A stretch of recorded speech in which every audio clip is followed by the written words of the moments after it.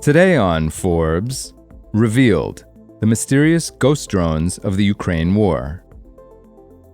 The factory in Tampa, Florida, where Aevex Aerospace produces its Phoenix Ghost drones for Ukraine, is as mysterious as the kamikaze aircraft themselves.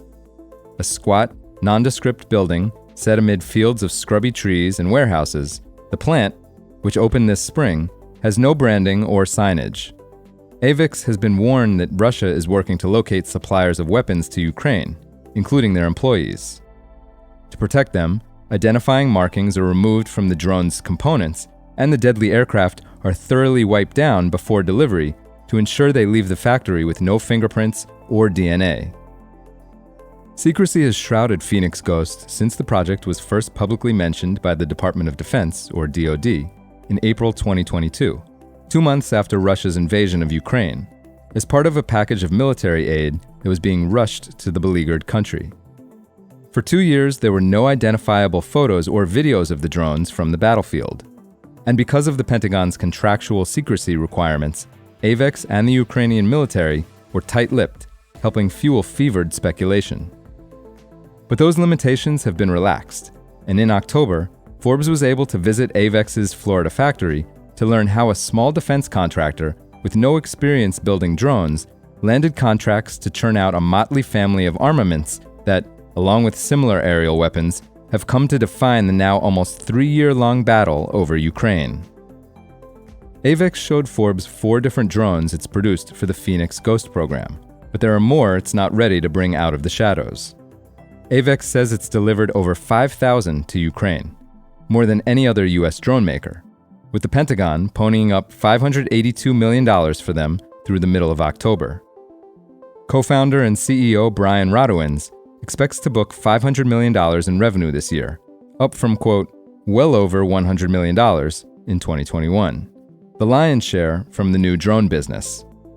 Now Radowins is looking to become a major supplier to the US military and allies as they ramp up acquisitions of drones following the bloody evidence of their effectiveness in Ukraine. He believes the private Southern California-based company's nimbleness in rapidly developing low-cost drones at quantity and improving them in response to Russian countermeasures will give the company a leg up over competitors like billionaire Palmer Luckey's defense tech startup Anduril and the longtime DoD drone supplier AeroVironment, both of whom Radowin says are reliant on older loitering munitions technology. Though Aevex hadn't built drones before the Ukraine war, the company and Radowins were no strangers to unmanned aircraft.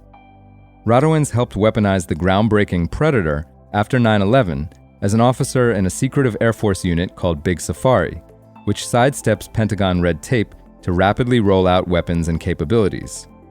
Radowins went into business with the aim of serving Big Safari on the outside.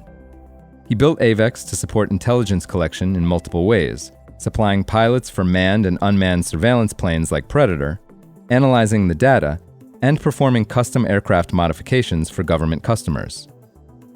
In early 2022, the Pentagon was desperately looking for aerial weapons to quickly provide to Ukraine. An Aevex executive proposed a Tampa drone maker he thought would make an ideal partner, Tribe Aerospace, which had carved out a niche producing low-cost replicas of enemy drones for the DoD to evaluate and testing the effectiveness of drone defense systems. Tribe had inventory and the ability to make 20 drones a month, a large number for US military drone makers at the time. With Aevex, Tribe came up with a plan to weaponize a model dubbed Dagger. For full coverage, check out Jeremy Bogaski's piece on forbes.com. This is Kieran Meadows from Forbes. Thanks for tuning in.